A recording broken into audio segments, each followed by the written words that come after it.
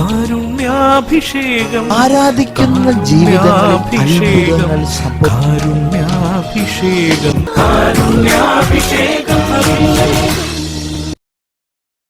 ഈശോയിൽ പ്രിയ നിറഞ്ഞവരെ, സുവിശേഷങ്ങളിൽ ഈശോയെക്കുറിച്ച് പറയുന്ന മനോഹരമായ ഒരു വാക്യം ഇതാണ്: അവൻ പതിവ് പോലെ ഒലിവ് മലയിലേക്ക് പ്രാർത്ഥിക്കുവാൻ പോയി.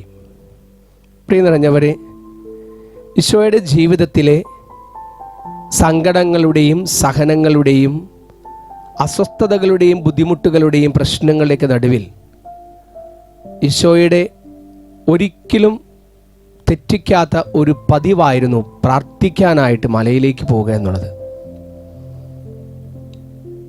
ഈശോയുടെ ജീവിതത്തിലെ ഈ മനോഹരമായ പതിവാണ് ജീവിതത്തിൻ്റെ ഏത് പ്രതിസന്ധികളെയും ആത്മധൈര്യത്തോടുകൂടി അഭിമുഖീകരിക്കാൻ ഈശോയെ സഹായിച്ചത്. ഈശോയുടെ ജീവിതത്തെ നോക്കിക്കൊണ്ട് നമുക്ക് സ്വയം ഒന്ന് ധ്യാനിക്കാം. എനിക്ക് ഇതുപോലെയുള്ള പതിവുകളുണ്ടോ? എൻ്റേതെന്ന് ഞാൻ ഇഷ്ടപ്പെടുന്ന എന്തെങ്കിലും പ്രാർത്ഥനകൾ എനിക്കുണ്ടോ? പതിവായി ഞാൻ പ്രാർത്ഥിക്കുന്ന പ്രാർത്ഥന എനിക്കുണ്ടോ? ഈ ഭൂമിയിൽ 30, 40, 50, 60 വർഷമായിട്ടും പ്രാർത്ഥനയിൽ എനിക്ക് ഒരു ശീലമില്ല എങ്കിൽ, പതിവുകളില്ല എങ്കിൽ, തീർച്ചയായിട്ടും നമ്മുടെയൊക്കെ ജീവിതത്തിൽ എവിടെയൊക്കെയോ ആത്മീയമായ കൃപയുടെ കുറവുണ്ട് എന്നർത്ഥം. അപ്പോൾ നമുക്ക് ചില പതിവുകൾ നമ്മുടെ ജീവിതത്തിൽ നമുക്ക് ആരംഭിക്കാം. സ്ഥിരമായി ചൊല്ലുന്ന ചില പ്രാർത്ഥനകളാകാം, അല്ലെങ്കിൽ എൻ്റെ ജീവിതത്തിൻ്റെ ഒരു വിഷമകരമായ സാഹചര്യത്തിലൂടെ കടന്നു പോകുമ്പോഴെല്ലാം ഞാൻ ചൊല്ലി പ്രാർത്ഥിക്കുന്ന ചില പ്രാർത്ഥനകളാകാം. ഈ പതിവിൻ്റെ പ്രാർത്ഥനകളെല്ലാം തന്നെ ഒരു ശൈലിയായിട്ട്, ജീവിത ശൈലിയായിട്ട് മാറുന്നു. ക്രിസ്തുവിലേക്ക് ഒരുപാട് കൂടുതൽ അടുക്കുവാനായിട്ട് പ്രാർത്ഥനയിലെ ഈ പതിവുകൾ നമ്മെ സഹായിക്കുകയാണ്.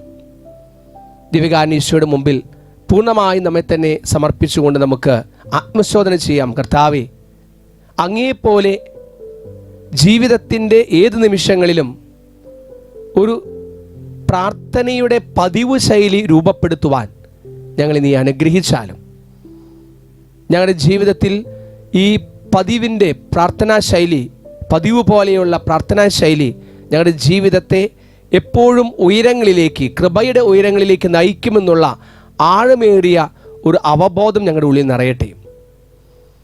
പ്രാർത്ഥിക്കുമ്പോൾ മടുപ്പ് തോന്നുന്നുണ്ടെങ്കിൽ തീർച്ചയായിട്ടും ആ പ്രാർത്ഥനയിൽ കൃപ നമുക്ക് കണ്ടെത്താൻ സാധിക്കുകയില്ല.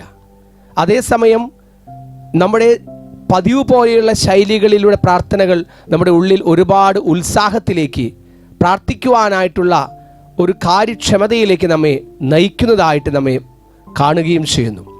നമുക്ക് ദിവ്യകാരുണ്യ മുമ്പിൽ ഒരു നിമിഷം പ്രാർത്ഥിക്കാം.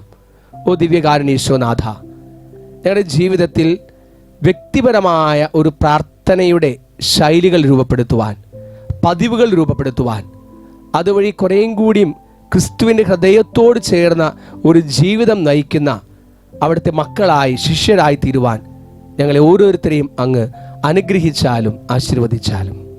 അത്യുന്നതന്റെ അഭിഷേകം, സർവശക്തന്റെ പുത്രൻ അഭിഷേകം. അത്യുന്നതന്റെ അഭിഷേകം, സർവശക്തന്റെ പുത്രൻ അഭിഷേകം. യേശുനാമത്തിൽ, യേശു രക്തത്താൽ ലോകം മുഴുവൻ കത്തിപ്പടരട്ടെ. യേശുനാമത്തിൽ, യേശു രക്തത്താൽ ലോകം മുഴുവൻ കത്തിപ്പടരട്ടെ.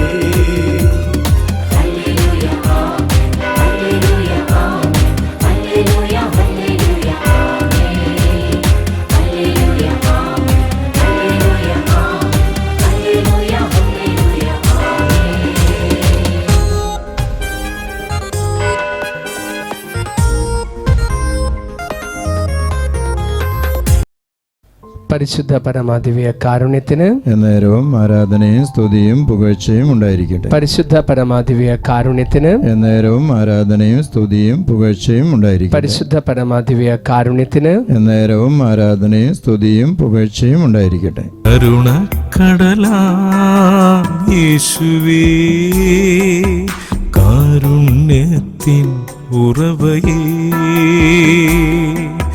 കരുണക്കടലാം യേശുവേ,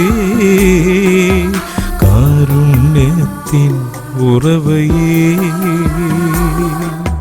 കരുണ തുളുമ്പും ഹൃത്തടമേ, പൊൻകിരണങ്ങൾ തൂകിടണേ, കരുണ തുളുമ്പും ഹൃത്തടമേ, പൊൻകിരണങ്ങൾ തൂകിടണേ, കരുണക്കടലാം യേശുവേ, കാരുണ്യത്തിൻ ഉറവയേ.